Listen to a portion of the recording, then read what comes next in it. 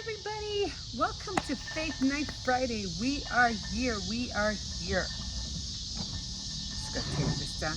I didn't want to bring the ring light out because I'm just scared the wind's gonna blow it down. I had to figure.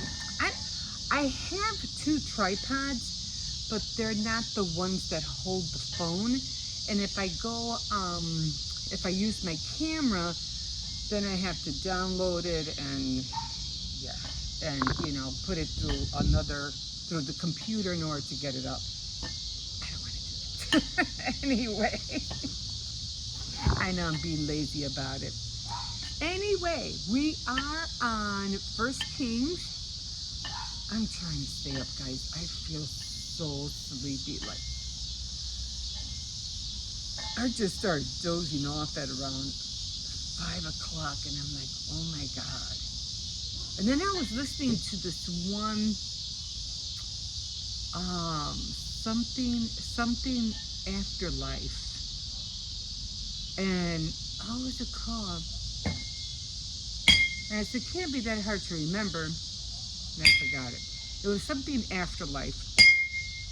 Anyway, they were talking. She was talking to people and getting their testimonies of people who have gone to hell, and some of them were really interesting.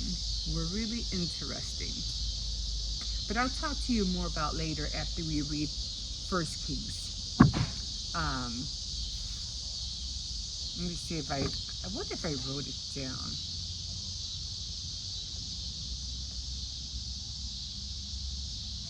Because I usually write things down.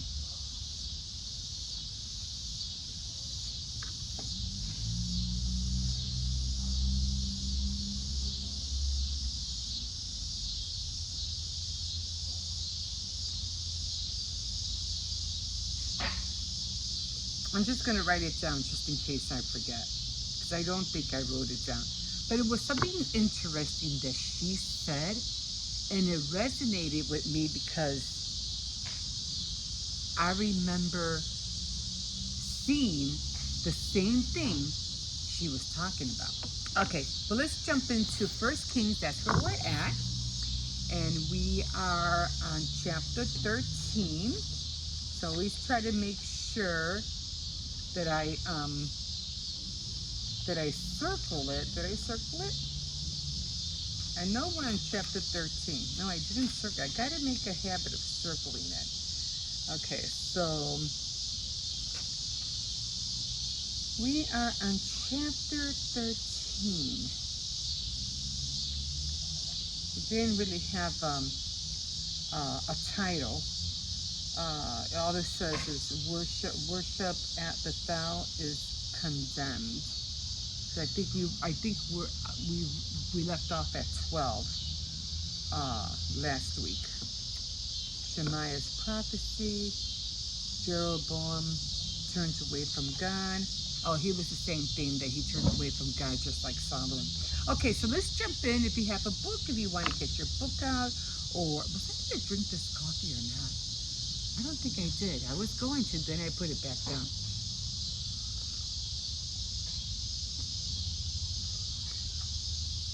Okay, I'm just trying to stay awake. Okay, so let's get into this. So, we're on chapter 13 of First Kings. So, I'm trying to be out here. And I did go to the doctor today to get a referral to get some reading glasses, some glasses. Because I used to have bifocals. This was years ago, but they broke on me. So I went today. It took me over a month and a half just to get this appointment to see my doctor so she can give me a referral to get glasses. Guys, I call this one hospital, something Bourbon Hospital. It's on the west side of Chicago. And they tell me, oh, there's nothing open in September. And I was like, well, when? She goes, October 3rd. October 3rd? I'm like, okay, whatever. I guess I have to wait a whole nother month to get glasses. And then even by the time I see the doctor about the glasses, I still have to go get them made. So that's going to take even another 2-3 weeks before I even see them then. Patience. Just try and be patient. That's all. That's all I can do. I'll get them. I know the Lord will get me some glasses that I need so I can continue reading for you guys. Okay. Okay, so at 13, chapter 13, again, like I said, doesn't have a title on this one. I think it's going the same thing with Jerome, you know, going or not listening to God. At the Lord's command, a prophet from Judah went to Bethel and arrived there as Jeroboam stood at the altar to offer the sacrifice. Following the Lord's command, the prophet denounced the altar. O altar, O altar, this is what the Lord says. A child whose name will be Josiah will be born to the family of David. He will slaughter on your priests serving at the pagan altars who offer sacrifices on you, and he will burn human bones on you. And okay, so this was the prophet, I guess it was the prophet Jude. Wait a minute.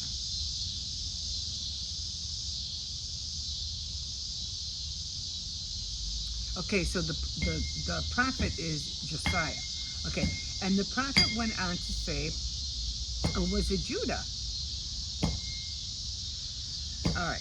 This will fall apart, and the ashes on it will be scattered. Then you will know that the Lord has spoken through me.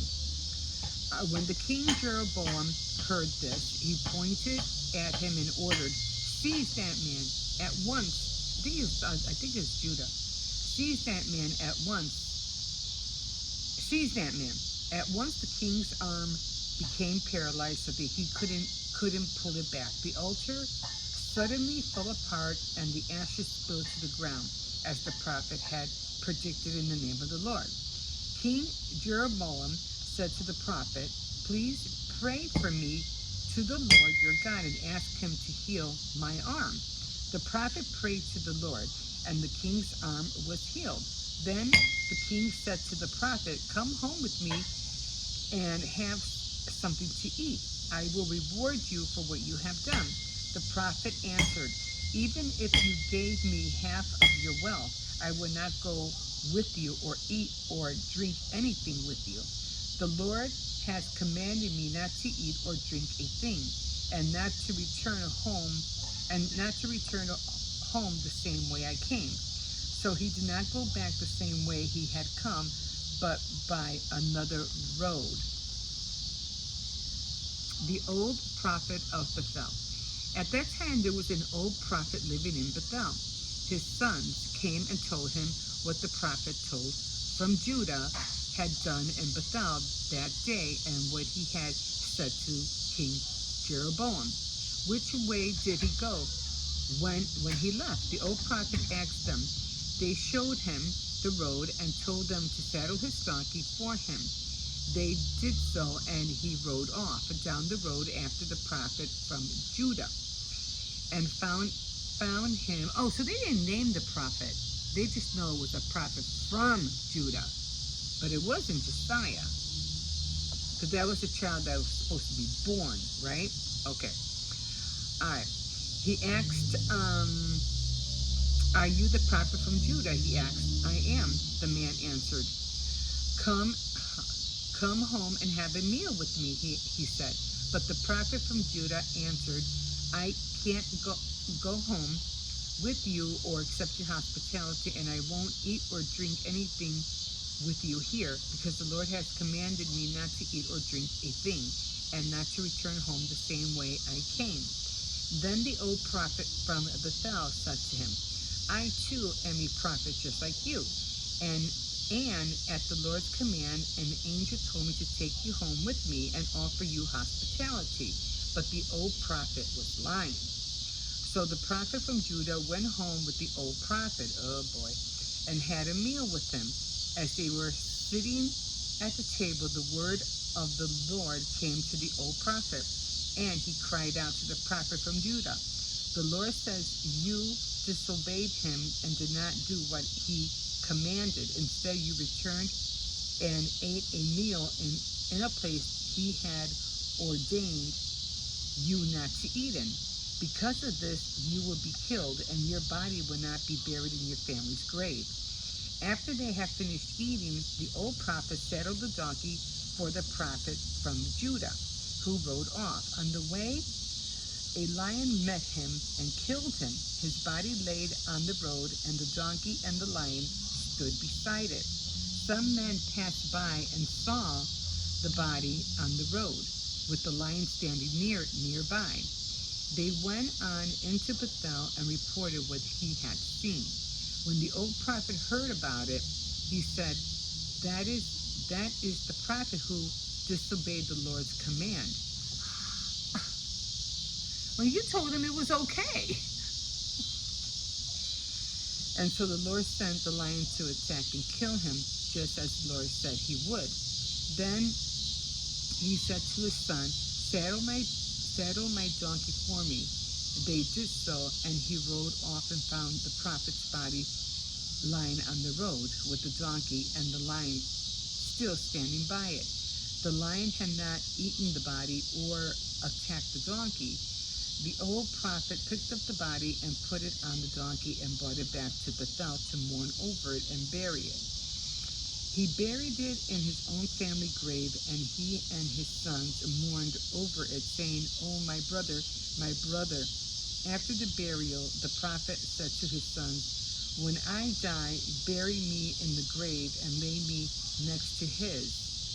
The words that he spoke at the Lord's command against the altar in Bethel and against the places of worship in the towns of Samaria will surely come true. Okay, I'm a little bit iffy on that. I don't see how that prophet did anything wrong at the altar. I might be reading it wrong.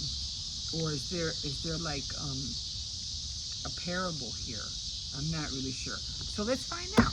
Let's find out, because I want to know, and I'm sure you want to know. So we are going to go to a Bible commentary. We are going to go to 1 Kings, and we are going to read chapter 13. Okay, so it says, courage. The anonymous prophet, like I said, I wasn't sure who it was, received his messages from God and delivered it to the king. It was fulfilled nearly 300, wow. It was fulfilled nearly 300 years later by King Josiah. Because wasn't he a young king? He was a young, like, I don't know, wasn't he like 12 years old or something? I don't know, I don't remember. Okay, so 300 years later by King Josiah. The prophet did not hear the king's threats or succumb to the king's bribes, both of which would have invalidated his ministry. Okay, compromise. Had the prophet continued to obey God's directions, I thought it said decisions, directions, he would not have been killed. But gradually he got out of the will of God instead, and got it out of the will of God. Instead of hurrying home, he sat down. Instead of obeying his original commission from God, he believed the lies of the old prophet. So yeah, the old prophet did lie to him. The prophet ended up eating and drinking with an enemy who pretended to be a friend. Unless they can back it up from the word, I can barely say. Beware when others know God's will for your life. The sign found on some traffic lights preaches a good sermon. Obey your own signal. Okay. All right. So yeah, so he was definitely misled by the old prophet. Cause I couldn't get it. I was like, wait a minute. Which way is the no one? You know, the old one. He wasn't really. He lied to him, saying it was okay. Uh, the Lord told me to tell you that you can come and eat with me. It's all right. But if the the prophet from Judah would have stuck to his guns and said, I don't care what you say. This is what the Lord told me. I don't care if he told you whatever. I'm not going to follow it because I was commanded not to do what I was supposed to do. So, sorry for the invite, but I'm leaving. Tell your Lord thanks, but no thanks. And then he would have been, spared. His life would have been spared. But it's kind of hard because you kind of think like he's an old prophet. He's been around for a long time.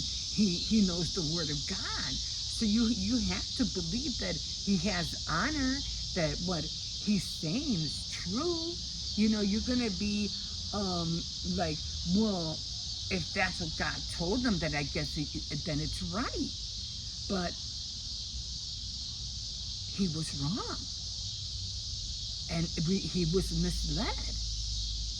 So that's scary when we think that, oh, this person knows what he's talking about. He should be right, and all along he was wrong the whole time. And we like dummies. We always seem to fall in those kind of pits. Like we believe the individual because they have seniority, or we know the whatever higher up or whatever like them, so they know. They say, oh, don't worry, it's okay, the boss will be fine with it, don't worry. And you'll go, oh, okay, as long as you say it's okay. And then the next day you get in trouble because somebody told you it was okay and it wasn't okay. And you got in trouble for it, not him. Or, the other person who told you. So really very interesting how you have to really like stick to your guns and ask for wisdom and ask God, should I trust this person? Shouldn't I trust this person? Like, what should I do? But if something in you says don't do it. Don't do it. No matter how pretty it sounds, no matter how enticing the offer might be, don't do it. Because you're the one that's going to get in trouble in the long run, and not that individual who told you to do it in the first place. You know what I mean? If you know deep inside something feels off and something's wrong, that's wisdom talking to you. That's saying, that saying, if it's too good to be true, it probably is, So, or the other way around. I forgot how it goes. Anyway, listen to yourself too. That's wisdom telling you don't do it. Don't do it, because at the end, you're the one that's going to regret it. Okay, so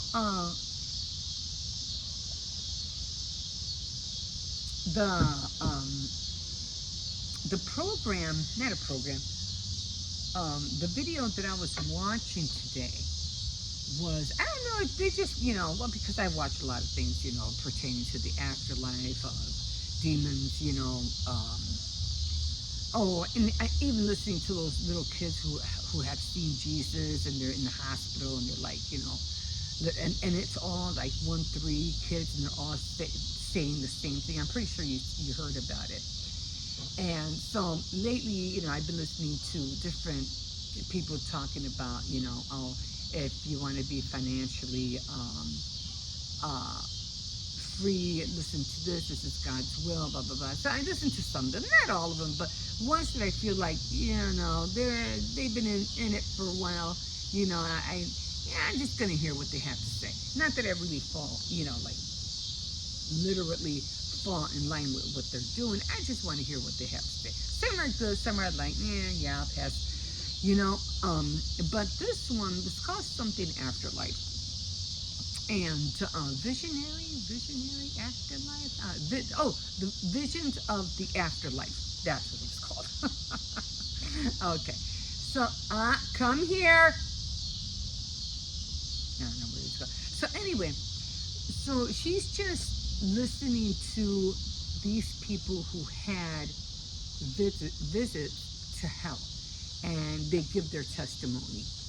And they're pretty long. They're almost like an hour long, and I find it interesting. Anything that has to do with the afterlife, or people visiting hell, or people visiting heaven, which some of the ones that are like from heaven, I really don't like, only because Circes, come here,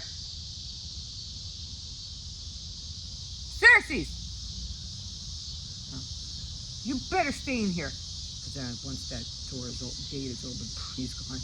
Anyway. So, the thing that I don't like is when they say, "Oh, heaven was so beautiful, it's so, I went to heaven and it was so beautiful, and I don't know, I just can't explain, I can't describe it." Then why are you talking about it if you can't describe it? If God's gonna give you a dream or a vision of heaven, I'll guarantee you, you're going to describe it in detail, because he's going to want you to share it. So don't come back here and saying, "Oh, I can't describe it. It's just so beautiful. It was so pretty. I don't know. I don't know what to say. I don't know how to describe it." Then you weren't there. That's how I see it. I know. Yeah, I know that sounds mean. I know, but that's how I see it. Because God is going to make you remember, because he wants you to share it. He wants you to share what you saw up there. Okay? So I remember when I had quite a few visions, in heaven. Quite a few. And I have expressed them multiple times. And I also had visions of hell. And I'll give you a brief, because I don't want to be on here too long, but it's very stuffy. There's no air down there, so don't even think that you can breathe. There's no air. It's a very, what is that word? Stagnant. There's no air. There's no fresh air down there, because everything is closed up. I haven't been down, I never seen like real bad stuff. Thank God, I cross my fingers. I never do, not like other people have. And everything is very gray. Like everything is like, everything's not, it's colorful, but it's like all the colors are dull. Like really dull. There's no brightness to them.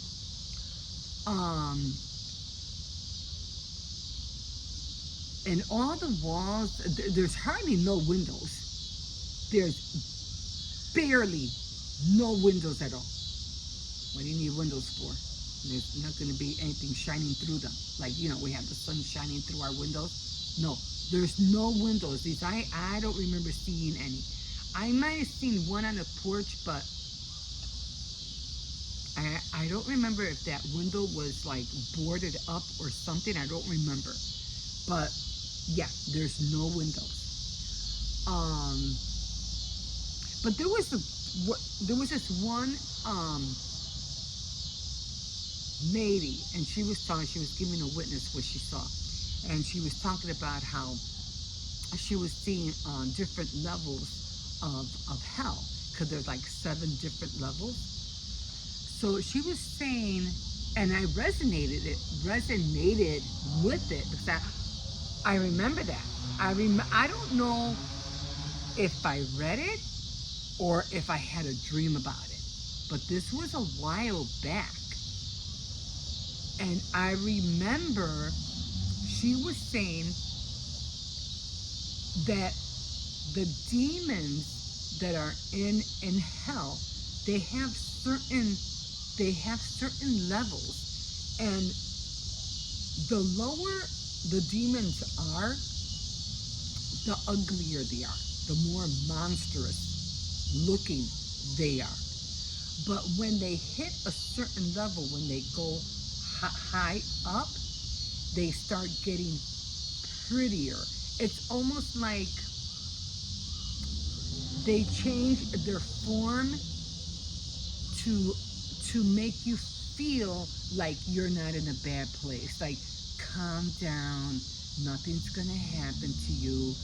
You're safe. But it's all a lie. Because in an instant, they can drop their facade and you'll see the real demon underneath. It's just like a costume of a pretty human, which is not real. It's not the real. It's not the real demon. It's just a cover up, just to make you think and feel like you're going to be okay. Don't worry. You're safe when you're not. So I remember that. I remember seeing these demons who were really not that great looking, but there were some that were very, and I think they were women, and they were very beautiful women, very beautiful, like almost like models, but they weren't. That was just, again, that was just a facade. And that's what she was talking about. I said, I know, I remember that. I remembered that. Now, again, I don't remember if I read it or if I actually had a vision of that. So every time somebody talks about something, and I remember having a dream about it or I read about it, and when somebody says it, like, even if it's a year later, it's like, to me, it's like a confirmation. I know, okay, then it was right. It was on target. I'm not the only one that thought about this or dreamt it. So it has to be real because it was confirmed. Just like, and this was one that I went up to heaven, and it was in a dream, of course. And we went on this one block, and all the houses, they were different colors, but they were all the same style.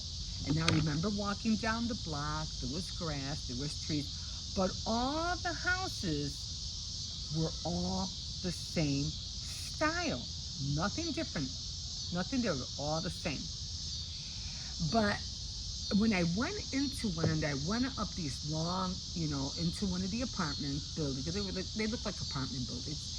I went up to one of them, and I think I remember going into the left door, and I went up, but as soon as I went up, and I remember seeing this beautiful table, and it was like almost like in a corner, where you go up and then you have the platform and then you turn and you go up again to go to the door.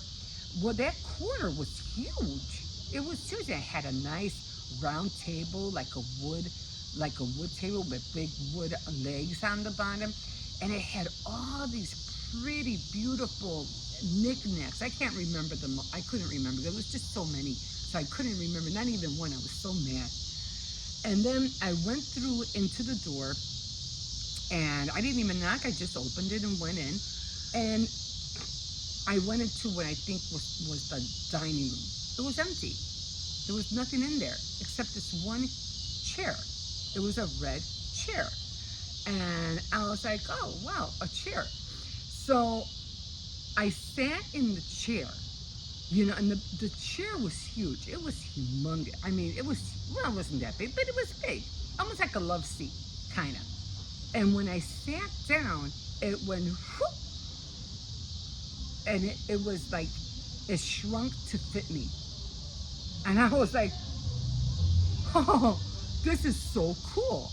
And then I went to my left, I got up and I went to my left, and I remember seeing these big, like, doors, with glass doors, and it was like an outside patio kind of thing, like, I don't know, you call a nook, a breakfast nook in the back.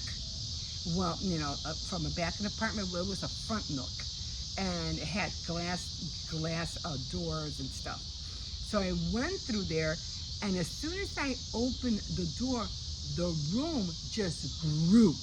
It just went, it just grew. And I was like, that can't be. This room cannot grow like that, because when I was outside, there was nothing standing out or sticking out of the building. So how did this room appear when I was looking at the apartments? That room was not sticking out of the building, but it just grew. I was like, wow. So then it was time to leave, and instead of walking out through the front like the way I came in, I went through the back. But the kitchen was very small. I was like, for a big apartment, this kitchen is very, very narrow, very small. Like the fridge, I didn't see a stove. I saw a fridge and the countertop, and they were like that. I mean, very narrow, very small kitchen. So then I went to the back door, I opened it, and when I went out through the back door, I seen this massive, like, with a country style wooden fence with you could see grass, and almost like, where horses graze on the lawn or whatever, like, like a country bed where they have horses. That's what I saw, in a dirt road. And the dirt road was, there was white fences on each side, and like the horses were on the other side. And here comes this white car coming down, and you can hear it, you can see the smoke, coming out from the dirt, billowing from the car. And there was a lot of people in the car, and they're like, Emma, come on, come on, come on. They were waving at me and waving. I was all the way on top, because I was like, I felt like I was like on the second flat or something of the building, and they're waving, come on, come on. Even so, and it looked like it was like one of those Corvettes, where the hood is down, and there was no hood. So some were sitting on top, and they're just waving, come on, come on. So, and as I was going down, that's when I woke up.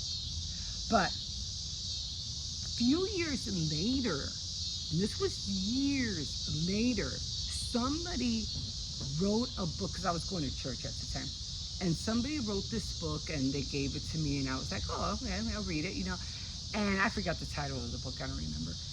But I was reading the book, and he was talking about dreams, and he was talking about how he went inside this house or building, same way like I did, and that he didn't leave through the front.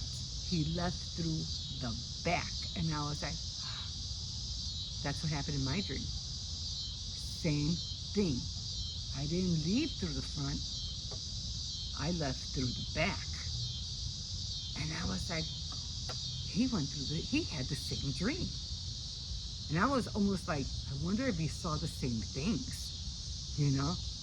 I was really fascinated by that. But to me, it was like a confirmation, like I didn't only experience it, somebody else did too. So I thought that was very, very fascinating. So when I was listening to them, I was like, yeah, I can see that. But when I was listening to this person, and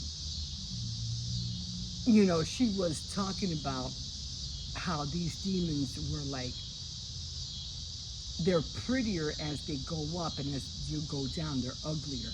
And I was like, yeah, I remember that too.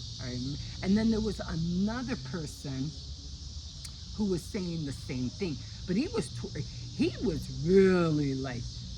really talking about how these demons torture you. And there is something about that. Like when he was talking about how you die, and let's say you were murdered, or you were stabbed to death, or whatever, or you were being mean to kids, or whatever it is, sin thing that you did, that you would replay that over and over and over again in hell. It's never ending. You're going through, you have to go, you're going through the same thing over and over. You're being killed constantly over and over and over again. And people down in hell will try everything they can to try to kill themselves, but they can't. There's just no way that they can, because they're already dead, you know. But it's that torture that you go through, that torture, endless torture over and over and over again, and they're going to keep going through it until God does away with hell. So, and then there's that, I think they call it the second death, when God throws the lake of fire, when he gets rid of the lake of fire. So that was interesting. I go, yeah, I know that they do. So if you commit any kind of sin or anything like that on earth and you end up down there, just know that you're going to be going through it over and over and over again. And then he was talking about like a diamond thing. He said he went like this, and he said you can see. He said you can see the throne of God going this way, and when you're in the middle, you can see the throne of hell on the other side. And yet they're like, you would think that they're like massive miles away. So, but he said you can see each one. You can see the throne of heaven, and you can see the throne of hell. And he did mention there are seven heavenly spaces, like there's 7 heavens. And I was like, I gotta find out more, because I do believe that there's different levels of heaven before you get to the throne. So I gotta find out more about that. But that is very interesting, what I was listening to. So that was pretty cool to have. We have like pink clouds out here tonight, cotton clouds. But yeah, so I thought that was very interesting. I just wanted to share that with you tonight. So, you know, again, you know, I know a lot of people don't believe, you know, there's quite a lot of people who don't believe in hell. They don't believe in, like they say, oh, hell is something that is known a little too late. Or, you know, a lot of people don't believe in God or Jesus or anything like that. And then I was going to talk to you about the golden rules, because last week I did mention that even if you don't believe in God or Jesus, you still have those golden rules that could be applied, because all in all, you're still a child of God. And if you practice these golden rules, you're still going to get blessed by them. But just don't you know, cry when you lose it all, you know, because it wasn't. You might be doing it and getting blessed, but it's not like you're being thankful for it, you're being grateful for it. So at the end, when you lose it, you know, don't cry about it, because it was never really like a guaranteed blessing, sort of say. I mean, it'll happen. You can use it. You can, you know, use it towards your to be successful and everything. But because it wasn't blessed, you're not gonna, like, it's not gonna last for long. In other words, it's not gonna last. But if you're serving the Lord and you're doing the golden rules and you're applying them to your life, they can make you so successful, and it'll stick. Like, you're not going to lose that successfulness, because because those golden rules now were blessed by the Lord. Okay, if you know what I mean. But anyway, but I'll get to them more.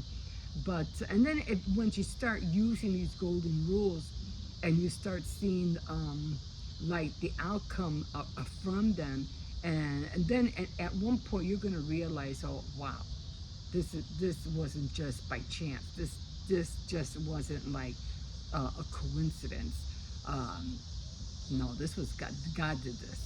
And then you're going to realize, and it could be something really like really moving, that you thought you're going to do it, but you didn't think it was really going to happen. And it's going to move you so much that you're going to say, no, God did this. God was the one that did this. And you're going to know in your heart that it was him. That it was him that did this. Or that, or whatever it was that you're trying to do. So you're going to know. But another thing that they were mentioning when I was watching those, that every person in on this world at one point or another will experience a touch of what hell is like. And don't dismiss it. Don't dismiss it. I believe every human being is going to have a vision or a dream of what hell is like. And they're just going to dismiss it. It was just a bad dream, blah, blah. No, that was a dream telling you, hey, you better repent. You better turn your life around, because that's where you're going to end up if you don't stop, sinning. So wake up, smell the roses, and get right with God. Because if you don't, that dream you had, real bad dream you had? Yeah, that was a vision from hell. And if you don't try your hardest to get out of those kind of dreams, that's where you're going to end up. So me, I'm like, I try real hard, not to be mean, not to be nasty, not to be, watch what I say, watch what I do, give a nice comment, smile, because I don't want to be found guilty for anything. And I have to admit, sometimes I get a little bit upset, like I did today, because I was making that schedule for my, what do you call it? For my glasses. I was gonna say teeth. And the lady on the other line, she's like, was really being rude to me. And I was like, oh, she goes, oh, what's your ID number? And I was like, well, I don't know. She goes, well, it's right there on your card. And I was like, well, where? I go, oh, okay. So I give her the next, she goes, that's not it. And I was like, oh my God. I was like, okay, well, let me find it. Give me a minute. And she totally puts me on the music mode. Like, she puts you on hold and you listen to music. I was like, oh no, she was asking me for the card. She was asking me for my card. And I was like, oh, give me a minute, because I didn't think she was going to ask me that. And I was like, oh, she wants to know from what, if it was Medicare, PPO, or whatever. And I said, no, I don't have my card. Give me. But she was really rude on the phone. And I said, well, okay, just give me a minute, I'll get it. 'Cause I didn't think she was going to ask me all these questions. So instead of her waiting for me to get back on, she totally puts me on hold and plays mute, and I started listening to music. And I was, are you freaking kidding me? It only took me a matter of seconds to get the card out. I had the purse right next to me. Why did she put me on hold? So I waited, and she never got, I was like, I can't say hello, she's not gonna, I said, what, forget it. I hung up and I dialed it again. I said, okay, no, she's gonna answer me. Same person got on the line. I said, I got the card. Now, I didn't want to tell, why'd you do that? Why'd you put me on hold like that? I just got the card. Why'd you have to do that? You didn't have to put me on. But I said, you know what? I'm not gonna go there. I'm not gonna go there. Just calm down. Just tell her you got the card and where's the number. And that's when I started looking for the number. And then she was just being kind of like, I don't know, like not impatient, but like, I gotta do this. Like, she's talking to millions and millions of people that, I'm just one more person that she has to put up with. I'm like, man, how old is this woman? And why is she being so rude? But anyway, we left off on a good note, and she finally gave me the whole, and then she was trying to help me, because I was trying to figure out, well, where exactly are you guys? Like, what streets are you on? And she's going, oh, here, oh, but you're by this area. And she goes, you can Google it. And I was like, yes, you're right. I didn't want to say, well, yeah. And you know what, you're right. I will. I'm gonna Google it, and I'll find out where the hospital's at. She goes, okay, so thank you for calling about that. And I said, thank you. So, but at the same time, I was like,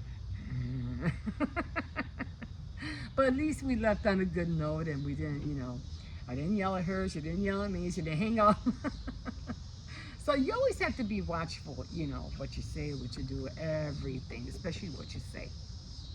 Watch what comes out of your mouth.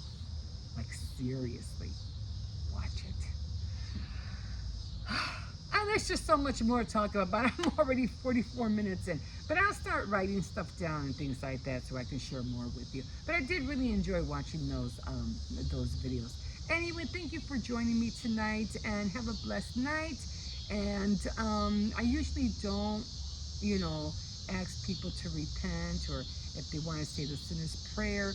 Um, you'll always find, you know, how to recite a sinner's prayer and give your heart to the Lord, and make Lord your Lord and Savior over your heart. But I'll try to do at least once a month, or maybe every 2 weeks. Okay, okay, guys. All right, I'm gonna leave you guys here, and we will see you next time on Faith Night Friday. Bye.